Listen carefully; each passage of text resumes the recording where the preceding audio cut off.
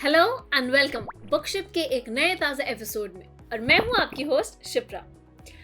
आपने कभी वंडर किया है कि आपके फोन में ये ज़ेन मोड क्या होता है? ओके, अगर आप जानना चाहते हो तो आगे का एपिसोड देखो, बिकॉज आज का जो एपिसोड है it is talking about Zen, the art of simple living by Shunmyo Masuno. Shunmyo Masuno एक जापानीज मॉन्क है और ज़ेन गार्डन डिजाइनर है। 1999 से वो कई बुक्स लिख चुके हैं और कई लेक्चर्स भी लेते हैं। Greater wellness comes from simplicity than complexity, ये वर्ड्स हैं गौतम बुद्धा के। मैं यहाँ पे क्यों बात कर रही हूँ? I will tell you. Because Zen एक कॉम्बिनेशन है इंडियन बुद्धिज्म और चाइनीज ताओइज्म का। Did you know that? Zen actually Sanskrit word ध्यान से डिराइव किया गया है। Okay, so this might sound weird, but मुझे एक नई बुक की फ्रेग्रेंस बहुत पसंद है। वो जो पेजेस को फ्लिप करने के बाद खुशबू आती है ना, I just adore it. I was just doing the same with this book, but I guess इसका जो कवर है वो सेंटेड है। अगर आपके पास भी ये बुक है एंड आप के पास भी वो सेंटेड बुक है तो just drop in the comments below. एक जनरल स्टोरी की तरह जिसमें एक शुरुआत होती है, एक मिडल होता है और एक क्लाइमैक्स होता है, उससे थोड़ी अलग है ये बुक, क्योंकि इसमें बहुत क्लियर तरीके से 100 पॉइंटर्स दिए गए हैं। बेसिकली 100 हैबिट्स और पर्सपेक्टिव्स दिए गए हैं जिनको अगर हम इम्प्लीमेंट करते हैं सो हमारी लाइफ और बेटर हो सकती है and we can be on a path of self improvement. So मैं आपसे ऐसे कुछ पॉइंटर्स शेयर करती हूँ जो मुझे बेहद पसंद आए। When you are not distracted by other things, your pure and honest self can be revealed. What this is trying to tell us is कि अगर हम अपने लिए 10 मिनट भी निकालें, सिर्फ शांत बैठे, कुछ नहीं सोचे, just at least try not to think anything. That is enough. That is all we need for a good mental health.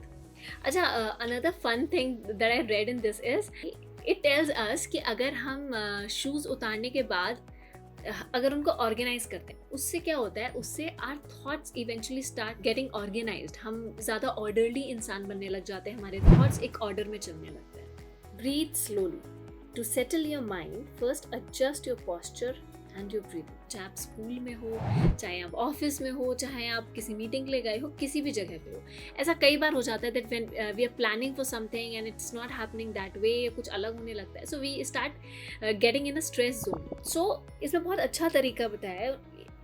इन्होंने समझाया है कि all we need in that moment is बस एक चेयर लो, आराम से बैठो and just breathe in and breathe out for 5 minutes. Only focus on your breathing or deep breaths लो, तो that will really help you to calm down. As per the Zen philosophy, breathing is a very strong practice जो Zen monks होते हैं वो हमेशा करते हैं। Knowledge and wisdom, they may appear to be same, but they are not. अब ये जो basic confusion है जो सब लोगों में होता है, यहाँ उस चीज़ को एक्सप्लेन किया गया है। नॉलेज क्या होती है? नॉलेज वो चीज़ होती है जो हम स्कूल्स में सीखते हैं, कॉलेजेस में सीखते हैं। विजडम क्या होती है? विजडम वो होती है जब हम उस नॉलेज को एक्चुअली इम्प्लीमेंट करते हैं। सो अगर हम इस बुक को पढ़ रहे हैं अभी, that is our knowledge, but when I start implementing those, it becomes my wisdom. As per the Zen philosophy, knowledge और विजडम दोनों रखनी चाहिए and then we should try कोई भी सिचुएशन को अच्छे से जज करके and then we should take our own decision. See as much as you can, feel as much as you can, and make sure to think with your own head. खुद की सुनो, नॉलेज रखो, wisdom रखो and then take your own decision.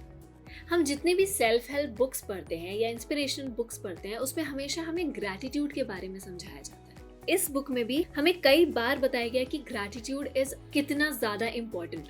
In fact जो मुझे बहुत अच्छा लगा, इट्स समथिंग कि जापानीज एक्चुअली इस चीज़ को बहुत ज़्यादा फॉलो करते हैं। हमें ये स्कूल या कॉलेज में हमें सिखाया जाता था। आई रिमेंबर जब हमारे स्कूल में लंच प्रेयर होती थी, then we used to thank God before eating, but वो सिर्फ स्कूल तक रह गया। उसके बाद बड़े हो गए and then we stopped doing that, right?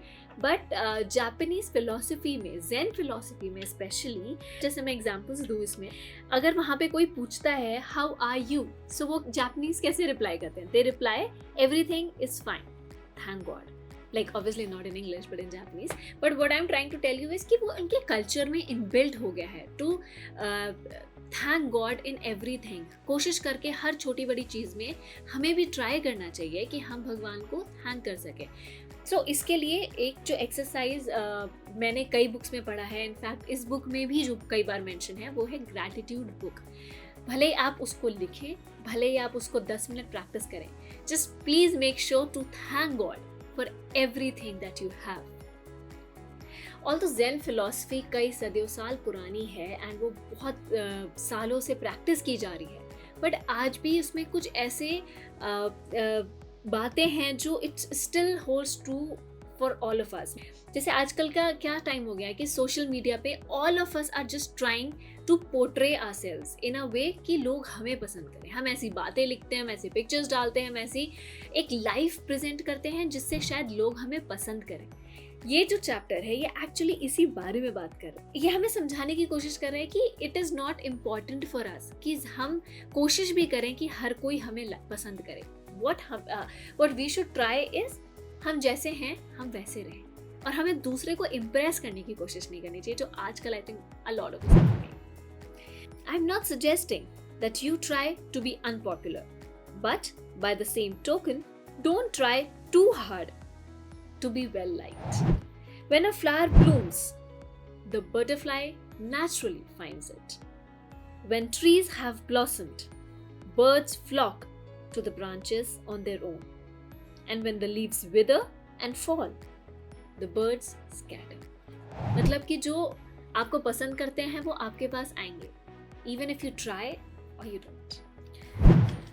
Make every preparation. Destiny comes for all of us. ये जो चैप्टर है इन पर्टिकुलर मुझे काफ़ी मैंने इससे कनेक्ट किया था। द रीज़न बीइंग क्योंकि मैं भी ऐसा कई बार बोलती थी कि अपॉर्चुनिटी नहीं मिला या अपॉर्चुनिटी सबको नहीं मिलता है, जैसा हम कई लोगों की कंप्लेन होती है। इसने मुझे एक नया पर्सपेक्टिव दिया, दिस चैप्टर स्पेशली। क्यों? क्योंकि this chapter is telling me कि अपॉर्चुनिटी सबके पास आती है। What we should do till that time is हमें अपने आप को प्रिपेयर रखना है कि जब वो अपॉर्चुनिटी हमारे पास आए तब हम प्रिपेयर्ड हो। The wind of destiny blow for all of us. Whether you are able to make the most of an opportunity will depend upon the long-standing dedication and preparedness. And the final chapter is make the most of life. Life is a precious thing for our safekeeping. This book is full of so many good things. जो basically 100 chapters हैं, हर chapter एक नई बात समझा रहा है और एक नए पर्सपेक्टिव से समझा रहा है। मैं बार बार समझाना चाह रही हूँ कि इसके पर्सपेक्टिव्स बहुत अलग हैं। जो हम चीज़ों को कई बार देखते हैं, समझते हैं ना, इससे it's quite different. मेरे 5 takeaways from the book.